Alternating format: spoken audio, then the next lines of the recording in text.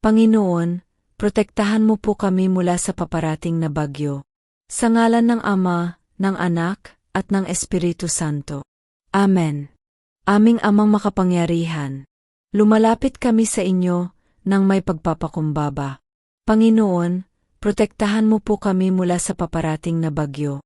Ilayo mo kami sa kapahamakan, at balutin mo ng iyong banal na kamay ang aming mga tahanan, pamilya, at komunidad. Bigyan mo po ng lakas at karunungan ang mga tagapagligtas at mga lider ng aming bayan. Patawarin mo kami sa aming mga pagkukulang, at hilumin mo ang aming takot at tangamba. Naway ang iyong kapayapaan ang siyang maghari sa gitna ng unos.